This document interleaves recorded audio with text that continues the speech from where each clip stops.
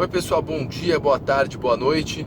Falar um pouco aqui sobre um vídeo polêmico que eu coloquei aqui no canal relacionado à questão da transmissibilidade do coronavírus. Então, para se entender um pouco disso aí, eu vou explicar sobre o conceito de como são os vírus. Então, se você tem uma teoria da conspiração, se você gosta de polêmica e quer estudar um pouco mais, você pode ficar nesse vídeo até o final. Se você já está contente com as informações, então você pode ir fazer outra atividade.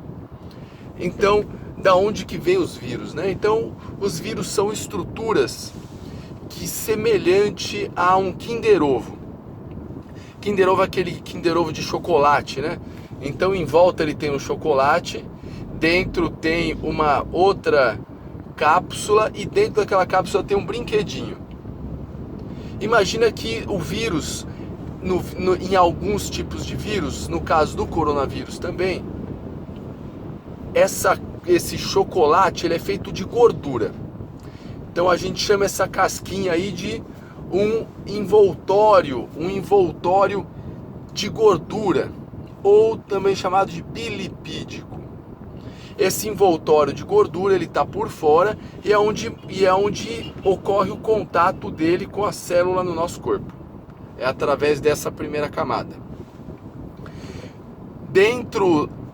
Abaixo ali dentro do chocolate, dentro dessa casquinha de gordura, dessa membrana, a gente tem um invólucro.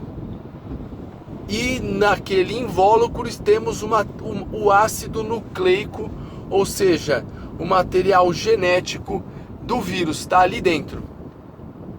E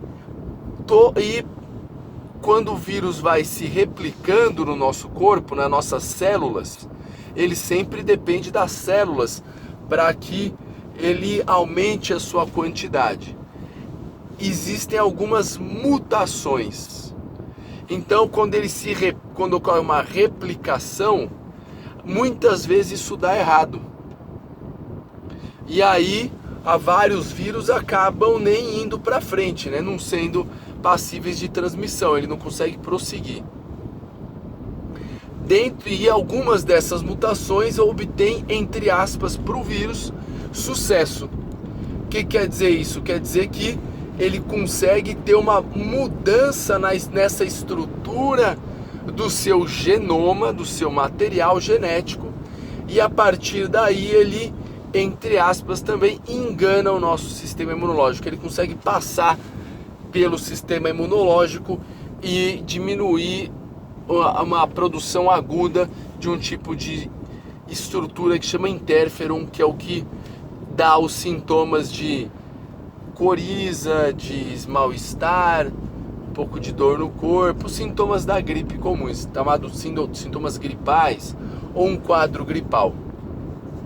Então, o que ocorreu na região lá da China, isso ocorre também na Índia, lá na região do Ganges, onde o pessoal joga a pessoa que morreu, ela joga dentro do Ganges, desse rio. A pessoa faz casamento dentro do rio, tem gente que bebe a água do mesmo rio, que lava os animais ali no rio, que joga produto de sujeira ali dentro, de lixo e etc. Isso acaba o que? Os vírus eles já estão ali em contato com alguns animais, eles estão na natureza.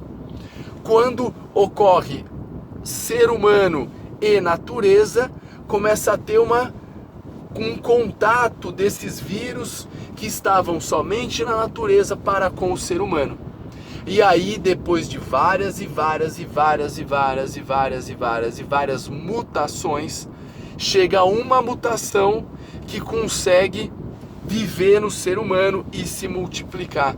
E a partir daí, ela também vai ter que sofrer talvez algum processo de mutação ou não, para sobreviver na nossa célula e a gente poder transmitir para outro ser humano. Ok? Por isso que a gente tem esses casos que no caso eu citei lá da região da Índia, e agora a gente tem essa relação dos hábitos de alimentação na região da China e essa suspeita do mercado onde tem ali esses frutos do mar e vários outros animais.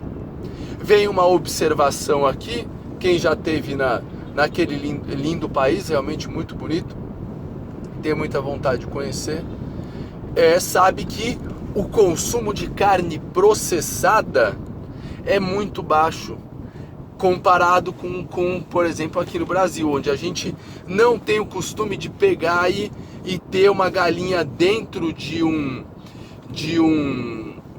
uma gaiola e eu comprar ela ali viva para levar para minha casa ou abater ela no dia que eu vou comer.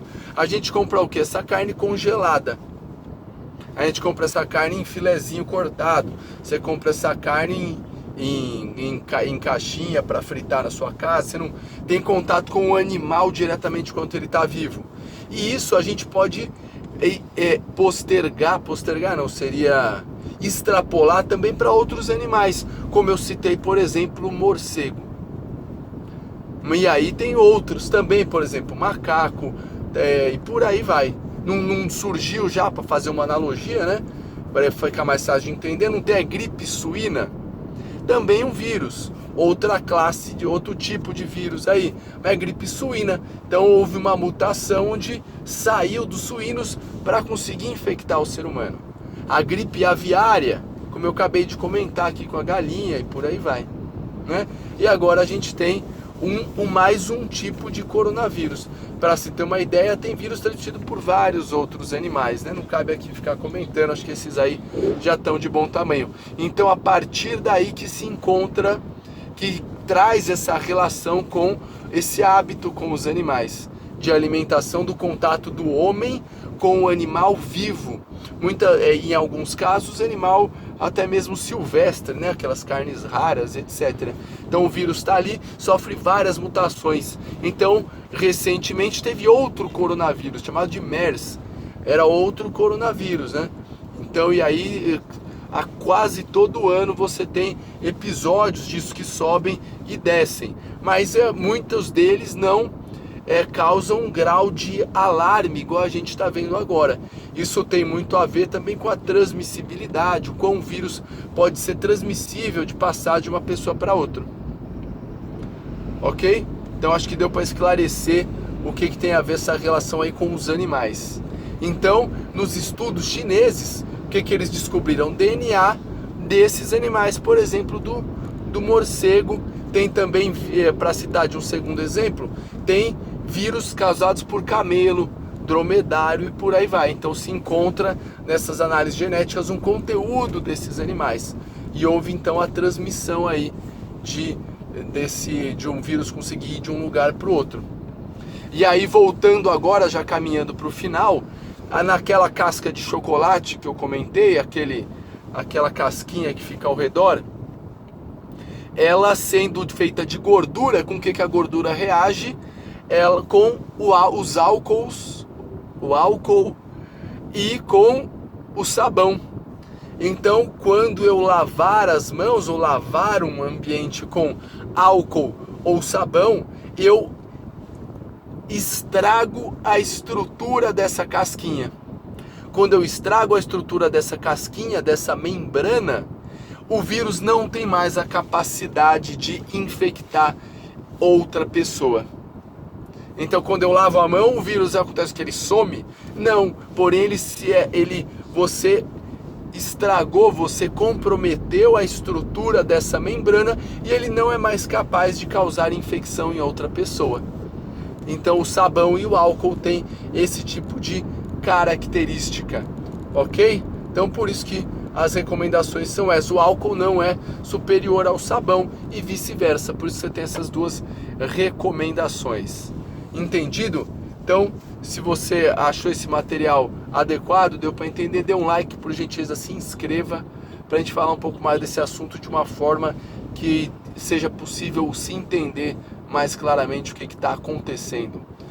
Forte abraço. Só fazer uma analogia, por exemplo, o rotavírus e o vírus da poliomielite não tem essa casquinha, essa membrana.